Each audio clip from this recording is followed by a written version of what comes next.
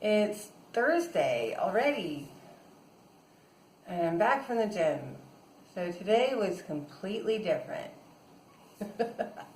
I had it to myself at first, and I got on the bike and I started on the bike. And then I looked in front of me to the left is the treadmill. And for a change, there's nobody on it. So I moved to the treadmill and I went for a walk. Because that's the hardest thing. And that's one of the big things that bothers me that I'm not good at. I'm not able to walk any distances. So I didn't put any pressure on myself. I didn't do any incline. And I didn't try to go fast. I did 3 miles an hour, which is actually a pretty comfortable stroll.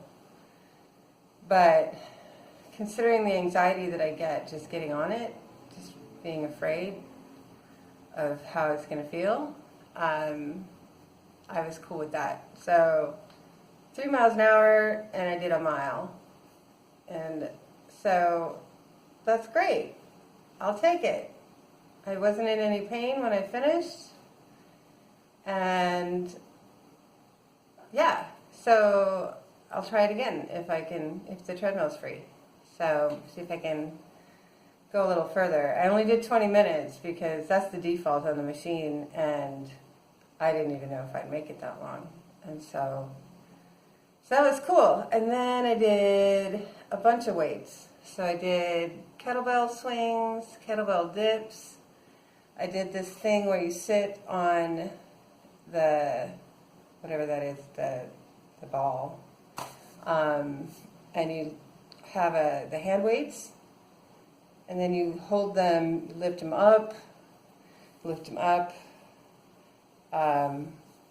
so you can lift them up from your waist, from your knees to here and down, and then from here and up.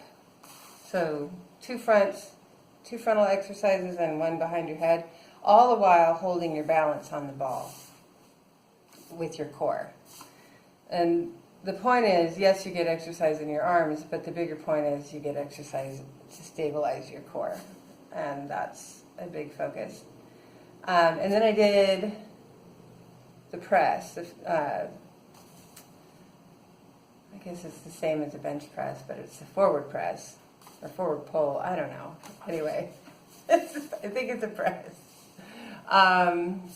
So yeah, it was a weights day. Oh, and then lunges.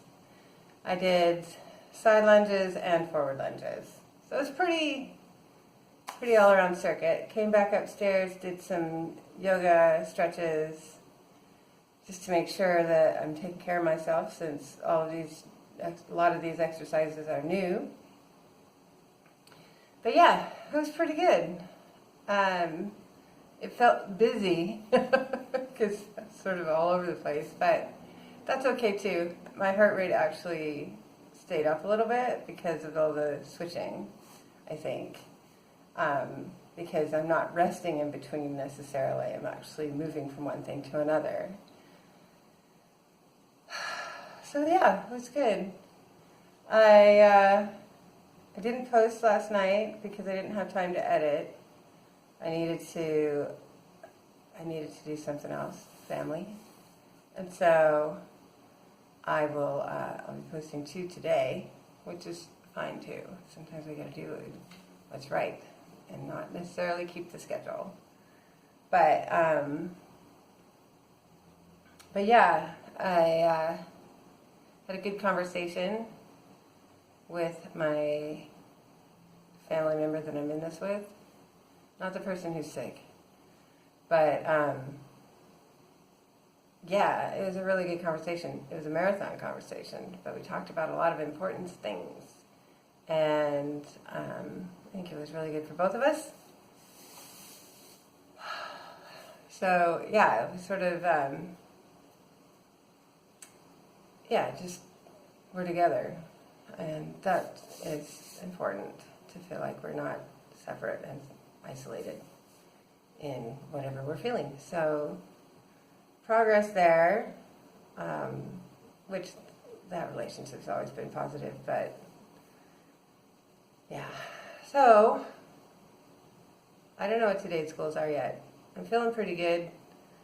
I'm feeling pretty emotionally wiped from yesterday. I need to stop snacking. Even if the snacking is healthy, like yesterday was cashews and dates. But it's still like a 350 calorie snack. It doesn't even feel substantial. But it sure is on the calorie scale. So I've got to figure out how to get myself to hold out. Yeah. Anyway, see you guys later. Green juice, small plates. Bye.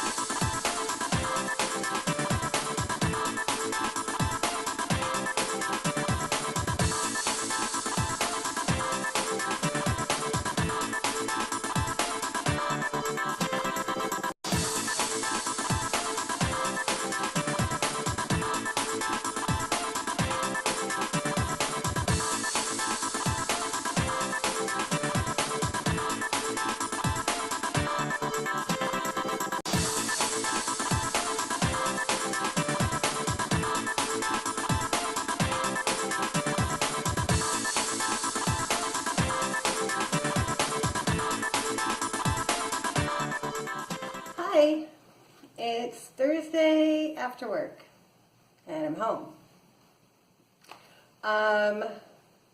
So what I had green juice. I had a big breakfast. Green juice, egg whites, sauteed spinach with a little bit of roasted sweet potato, and some pineapple and grapes.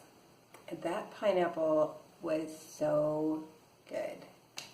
It was so sweet. It was perfect. So that was a pretty big breakfast. That was like 560 calories for that breakfast, that's a lot for my breakfast. So I hijacked a second cup of green juice and put it in the fridge for lunch. And that's what I had at like 12:30. I wasn't hungry, so it was fine to have that green juice, but then around 3:30 I was starving. And they had cornbread for snack time and everybody around me was eating. I didn't go for the cornbread, but I was really hungry, so I had a little salad. And it was actually pretty small. It was about a cup of mixed greens, some cucumbers, some diced red bell pepper, grape tomatoes, smoked salmon, just a little bit, and balsamic. I didn't use their dressing because their dressing obviously has oil in it, and I didn't want the oil.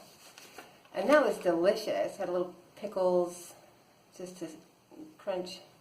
That was good. And then I did the gum again to keep myself from snacking on anything else. So, solid day for nutrition. Feeling pretty good about that.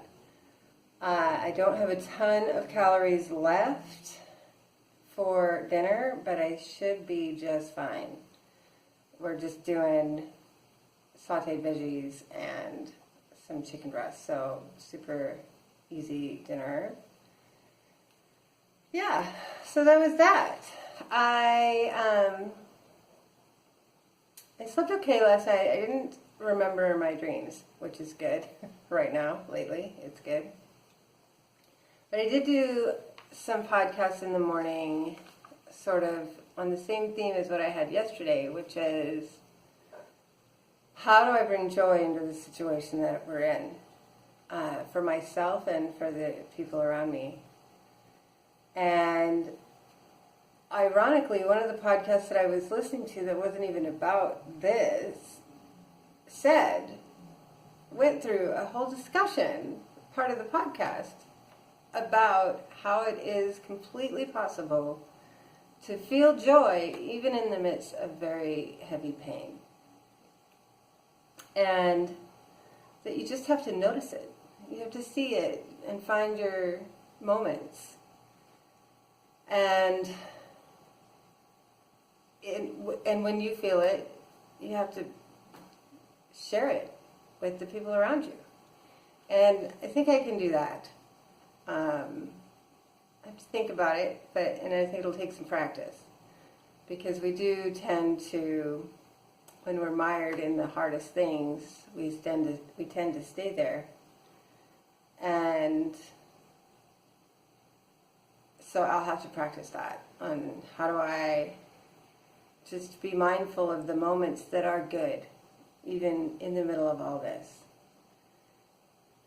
I think it would be good for me, and I definitely think it would be good for the people around me, just to have somebody saying, hey, this right here is good. And those little moments can be very meaningful. In a different podcast, I was listening to, somebody said a statement that really resonated with me. This particular podcast was about healing yourself, not your physical self, your emotional self. So we have a trauma, and our wounds that we have from that trauma, we hold those because we have a relationship with them. There's power in those wounds that serves us in some way. So the point of that is to consider how much energy is anchored in your trauma or your wounds. And can you change that terminology in your mind to, it's not trauma anymore. I'm not wounded anymore.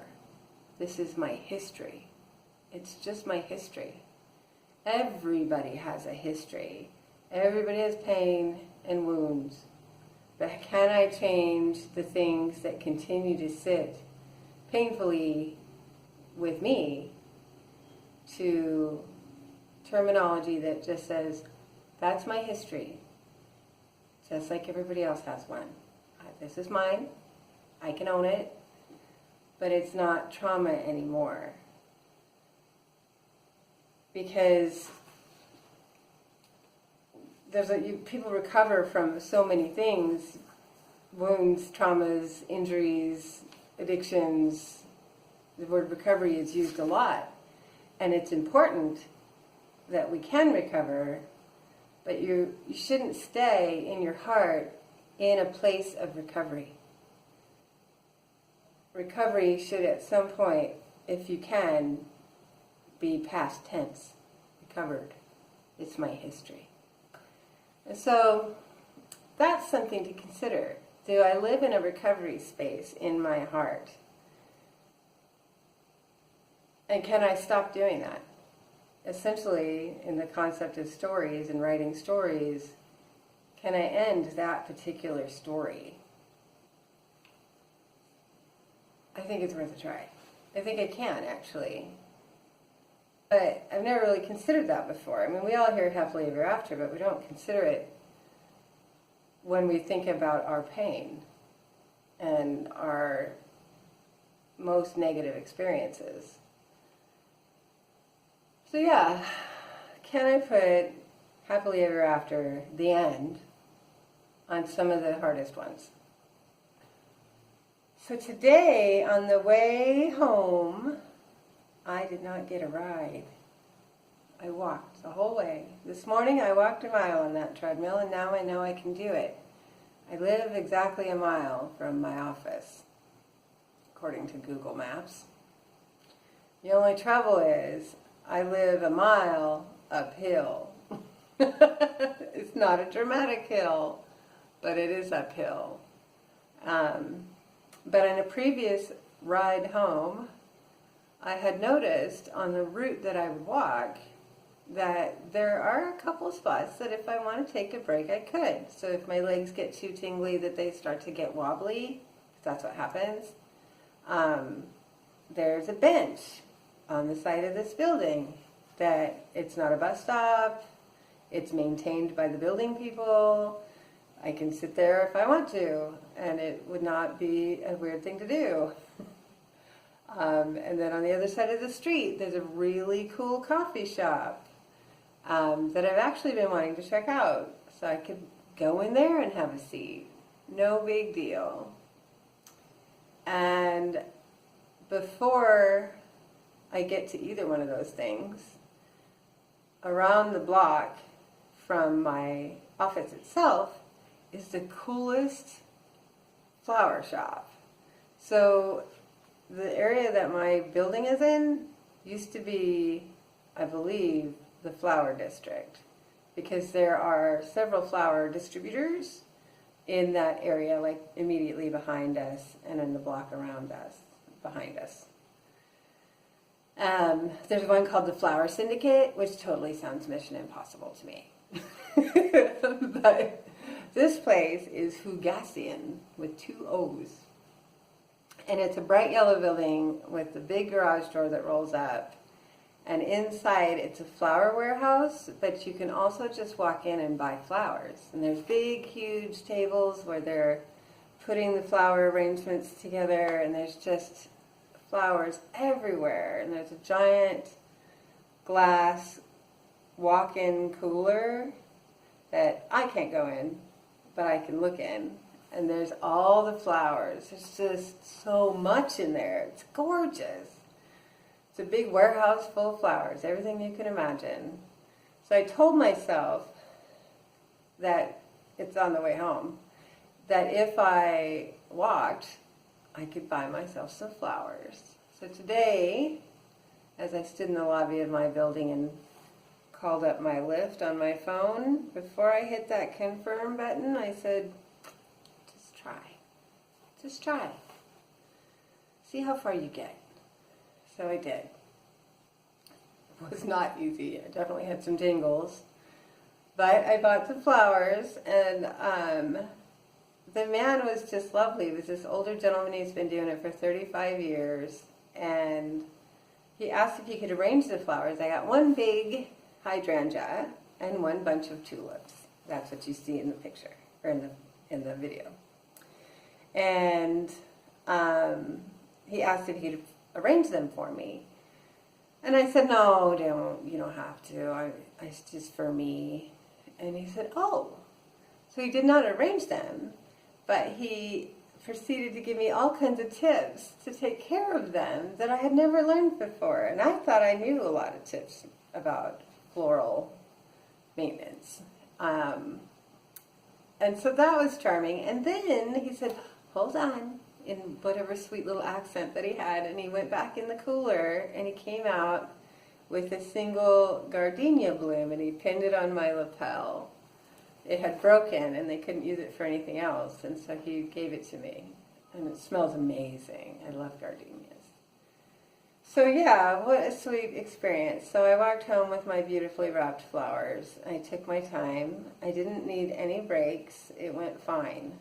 And I was not comfortable. I was uncomfortable for parts of it. But I made it, and there's that. So I arranged my beautiful flowers in the pitcher that I bought specifically for that purpose. And yeah, I'm proud of myself. Like I said, it wasn't easy. When I first got home, I had to stretch a little bit because my back was spazzing, but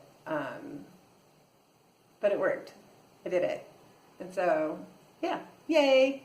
It was definitely easier than the last time I tried walking all the way home. Last time I tried walking all the way home, I had to stop and stretch halfway, and by the time I got to my building, my left leg was barely working. It was terrible, which is why I've been so hesitant to do it again. So, definitely better. So yeah, I made it. It's a good day. I already mentioned what we're going to have for dinner. That's all there is. You guys have a great night.